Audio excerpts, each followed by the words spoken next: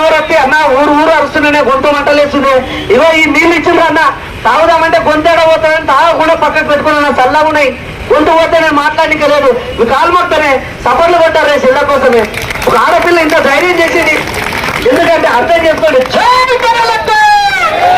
చేతులున్న అందరు చేతులు ఎత్తారన్న, చేతులు లేనో లెక్కొస్తారు. చేతులున్న రెండు చేతులుంటే రెండు వస్తారు.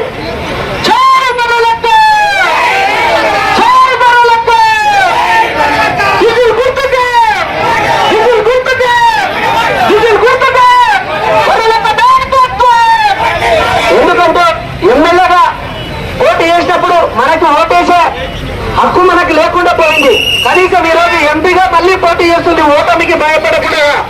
కాబట్టి ఒక్కసారి మీరు ఆలోచించి ఈ చెల్లెకి విజిల్ గుర్తుకు ఓటేస్తారని కోరుకుంటూ మేము మళ్ళీ ముందల అల్లాపూర్ పోవాలి, ఉండవెల్లి పోవాలి, మానవపాడు పోవాలి. కాబట్టి ఇంకా 4-5 ఊర్లు ఉన్నాయి. కాబట్టి అన్న మీ చేతులు ఎత్తి మొక్కుతున్నాం. మీరందరూ ఇంట్లో ఉండే అమ్మోళ్లకు, అక్కలకు, అన్నలకు అందరికీ చెప్పి విజిల్ గుర్తుకి ఇక్కడ ఉన్న ప్రజలకి మంచి చేయాలి. అన్ని ఊర్లు తిరిగి ఇక్కడ కనిపిస్తున్న మెయిన్ అంటే ముఖ్యమైన సమస్య వచ్చేసి రోడ్లు ఎంత దారుణంగా ఉన్నాయి. 5 సంవత్సరాలు ఏలుతారు రాజకీయ నాయకులు కానీ కనీసం రోడ్లు వేయడానికి పైసలు పంచుతారు. మళ్ళీ ఓటుకు 500, 1000, ఒక ఆమె అయితే 2000, ఒక ఆమె అయితే నీకు ఓటు వస్తుందని నాకు ఇక్కడ సరుకులు ఇప్పిస్తురా అని ఒక ఆమె అంటది. ఎందుకు అడుగుతారు పైసలు అర్థమవుతుంది నాకైతే. ఈ పైసలు ఇస్తే పనులు చేయాలి. ప్రతి ఒక్కరికి చేతులు ఎత్తి నమ్ముతున్నామ్మా. పైసలు తీసుకోకుండా ఓటేయండి చాలు. అవునా లేదా?